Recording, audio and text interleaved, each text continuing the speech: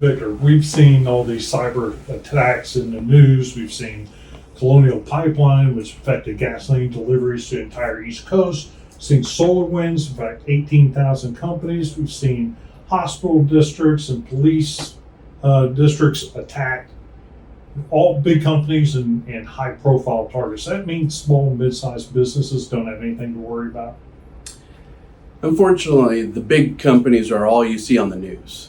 The fact is, 60% of all small and medium-sized businesses are attacked 60% of the time. The bad guys are clearly after the small to medium-sized businesses. And SMBs don't even realize they're targets. No, they don't. They feel that they're too small of a target. They don't have sufficient funds that hackers would want. But one thing you got to realize is most of the undeveloped world has a salary of less than $1,000 a month. So even a $5,000 ransomware attack could make the difference between life and death in those countries. How big is the exposure to an SMB if they do get attacked? Well, the average attack is roughly $137,000. So the fact is that most small businesses will not survive this attack. They either don't have the money in reserves, they don't have the proper insurance or the expertise to help them recover.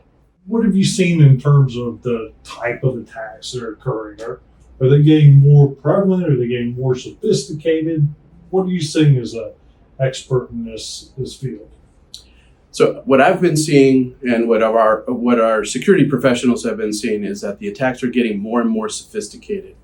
Okay, right now the attacks that we're seeing the most of are business email compromise, social engineering. Basically what that means is somebody can get in between your transaction and say you're transferring money to the bank or transferring money to a vendor.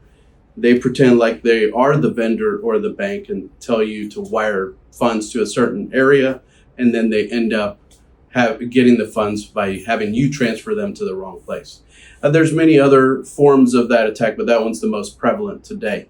One that we have that's an example is a client that came to us with such an attack where the hacker got in between the transaction. They basically just changed the domain a little bit so that the customer could not tell that it was not legitimate. So what ended up happening was the customer just had this feeling that, hey, this doesn't feel right. Why would the vendor change their bank account all of a sudden and tell us to wire the funds to a different account? So he picked up the phone, two-factor authentication the old school way, common sense, and found out that that was not, in fact, an email from them and that they had been attacked. So in that particular scenario, the customer was saved. They actually saved millions of dollars in that case. But most are not so lucky. Most small businesses end up losing that money and never able to recover. Now, one thing I could tell you at Virtual Q is that it is our mission to help small businesses survive these types of attacks and to make sure that they never happen in the first place. We are a small business and we take small business very seriously. How does an SMB deal with the fact that you require these high-priced, sophisticated tools to protect themselves? Well, Virtual Q provides high-end enterprise security at a low per user or per device fee. Ever since we began over 12 years ago, we started with the mission to take enterprise IT to the small business.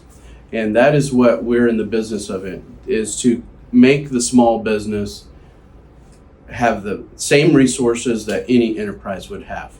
Now we just take that large grid and we charge per user per month or per device per month. It makes it very affordable. The fact of the matter is that you can't afford not to take this seriously. One attack is all it takes before you're out of business, and we are here to prevent that. Whether you speak to us or somebody else about security, I recommend you do it right away.